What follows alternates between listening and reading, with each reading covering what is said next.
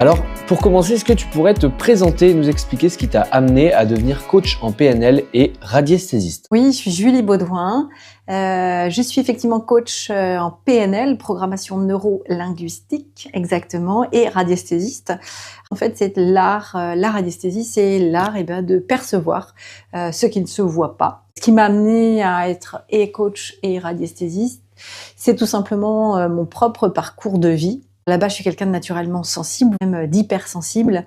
Il a fallu beaucoup d'années, beaucoup d'errances médicales pour apprendre à savoir comment je fonctionnais.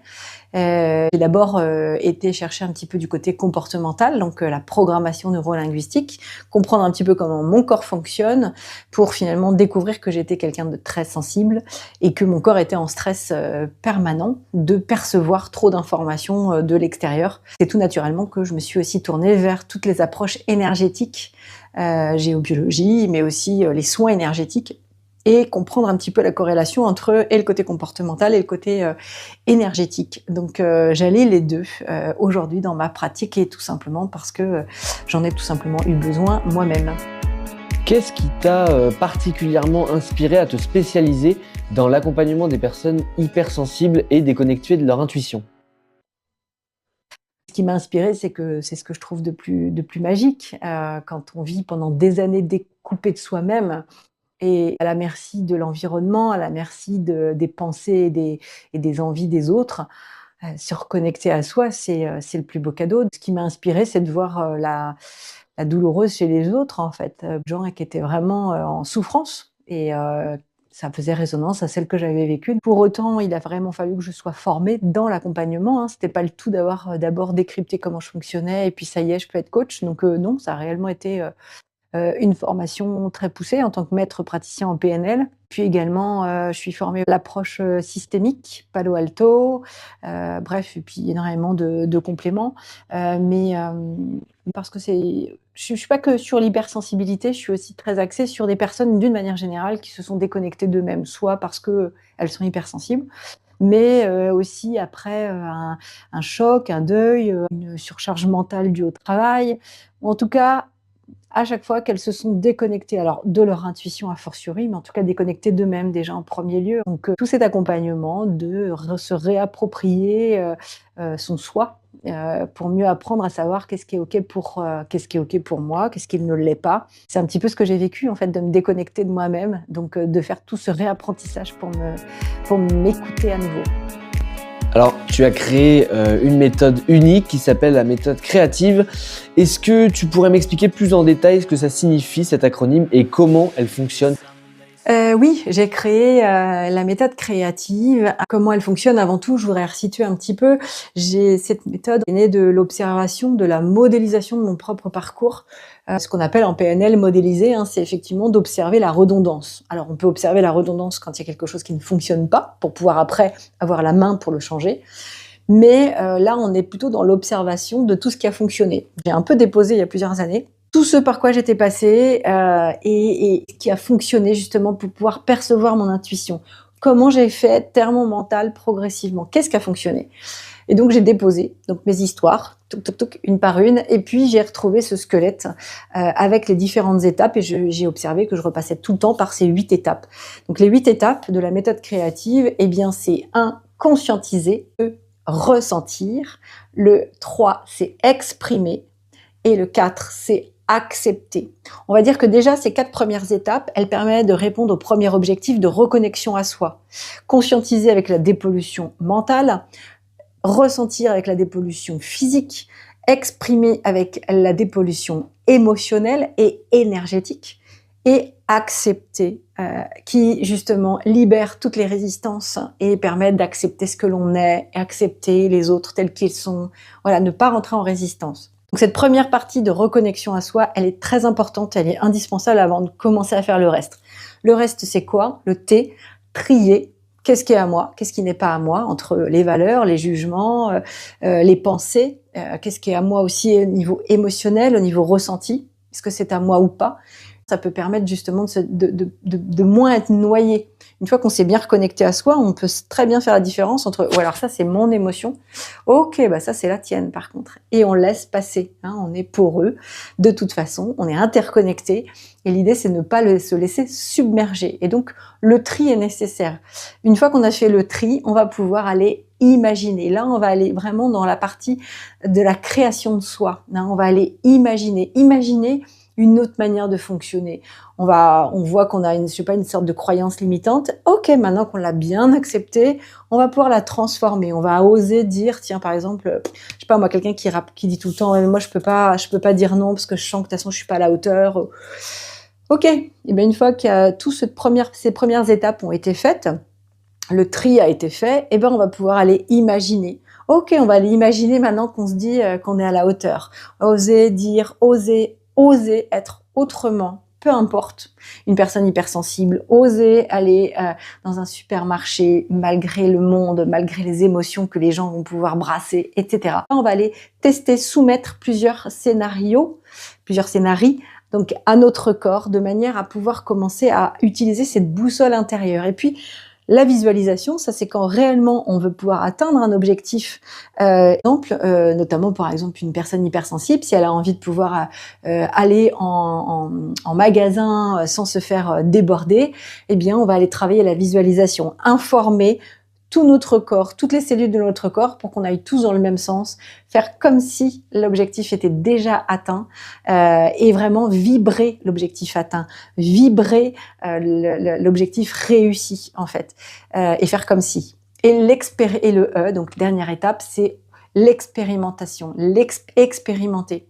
Expérimenter, c'est oser passer à l'action, oser se tromper, oser faire, justement pour pouvoir, oser avancer et peut-être se laisser surprendre par des intuitions qui vont arriver parce que on vibre notre objectif et donc on va pouvoir percevoir les intuitions en relation avec cet objectif déjà atteint pour lequel on fait comme si. Toute cette dépollution, elle permet de faire émerger l'intuition qui finalement est juste derrière. Pourquoi il est si important selon toi de clarifier le mental pour mieux entendre son intuition ?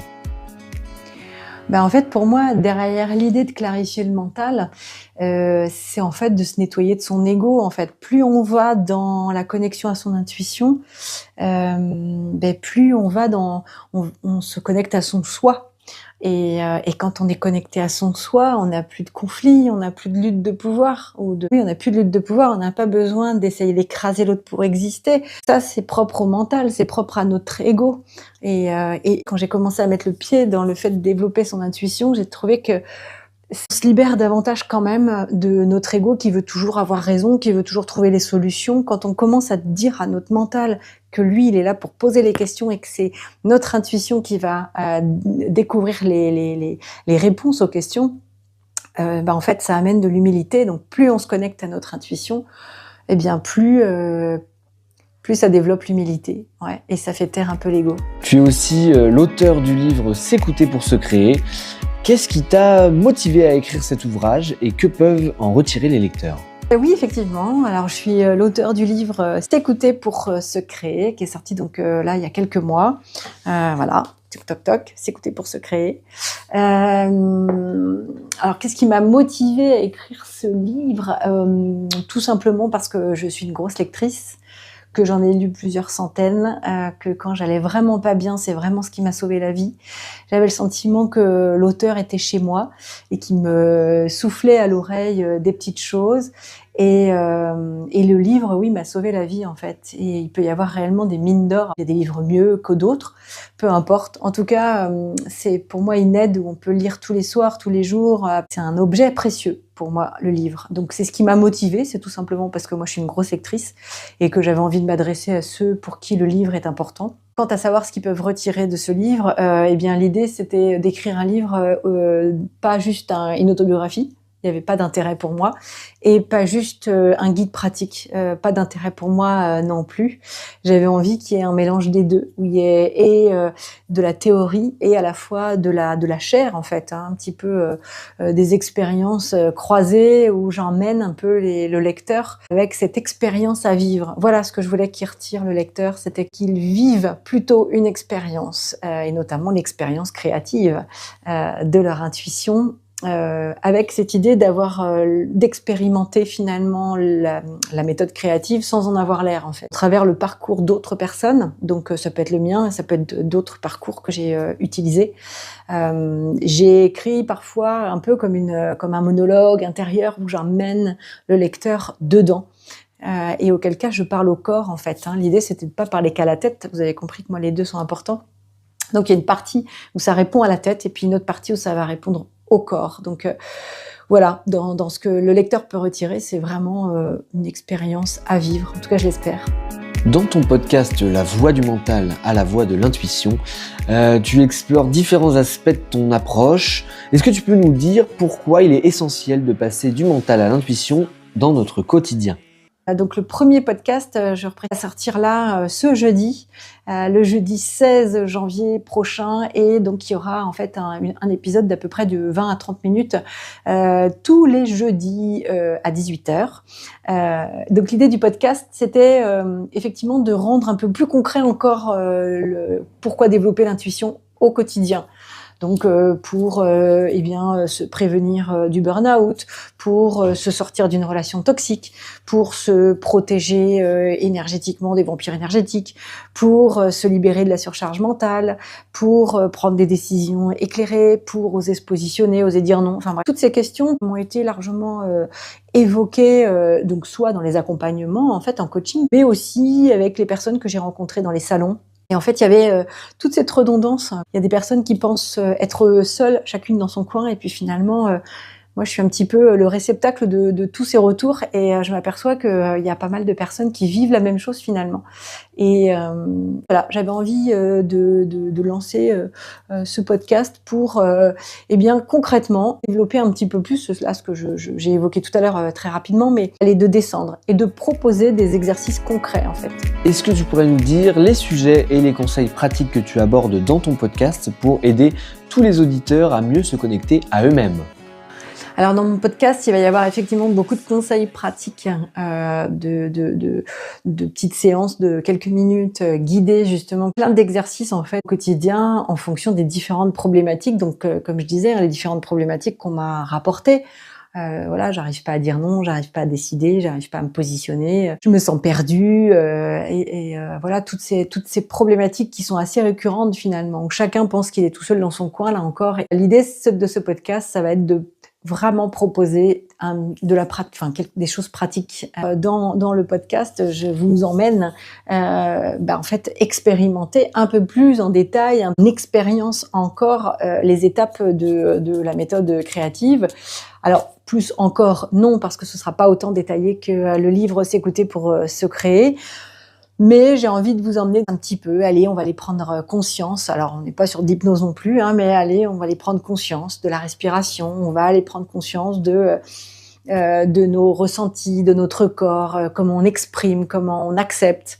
D'être un petit peu plus sur du concret, déjà sur l'exploration donc de la méthode créative, et puis comme je disais sur tous les différents sujets qu'on va aborder tout au long du podcast, étape par étape.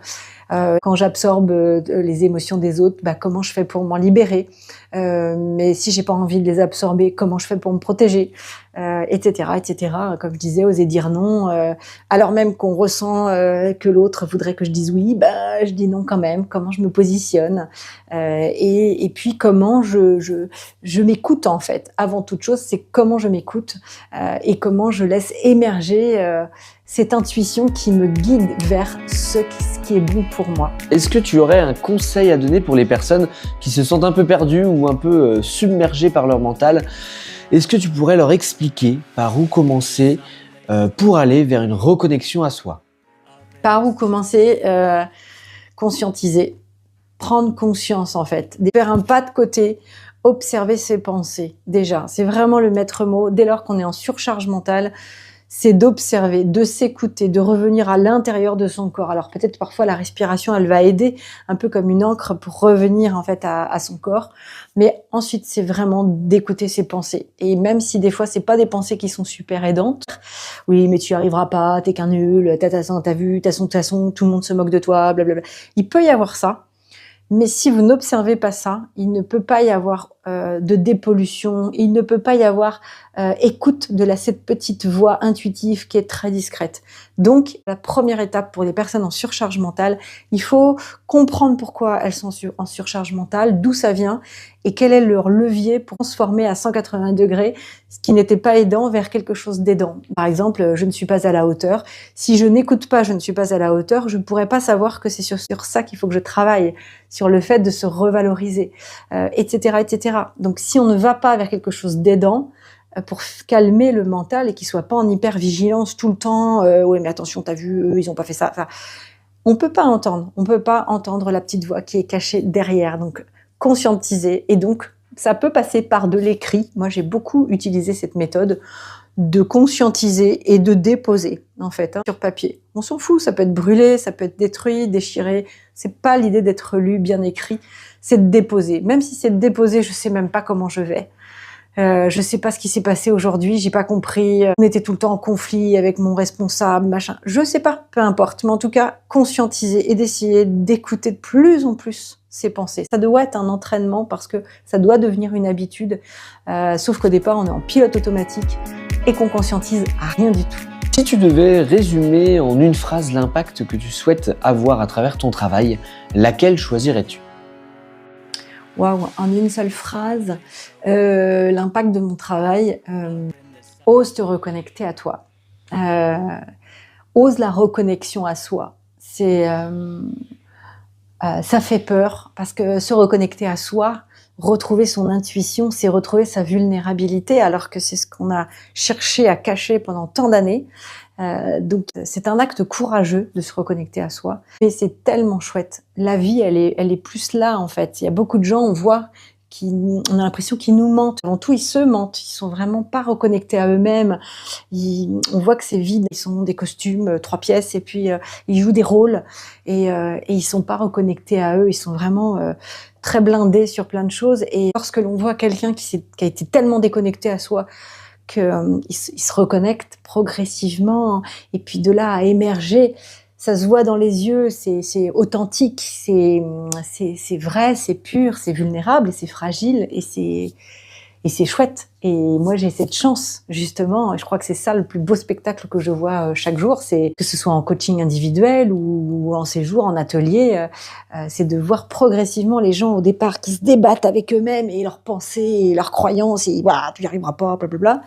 Et progressivement, cette paix, ce zéro conflit qui arrive, où ils acceptent tout ce qu'ils sont avec leurs qualités et leurs défauts, et là émerge quelque chose de joli, et ils ont des intuitions sur eux, et ils s'écoutent eux, jamais au détriment des autres, et ils sont en joie. Toutes les expériences qu'ils vivent permettent de les faire grandir, quoi, en fait. Donc il y a plus de j'ai raté, j'ai réussi, je suis pas bon, les autres sont meilleurs que moi. Il y a plus de ça. Ils sont reconnectés à eux, et ils sont pour moi reconnectés à la vie. Je conclue avec une dernière question. Où peut-on te suivre, écouter ton podcast ou te contacter pour en savoir plus sur tes accompagnements ? Eh bien, déjà en premier lieu, sur mon site internet, www.juliebaudouin.fr. Il y a tous mes contacts. Vous pouvez m'envoyer un mail, m'appeler.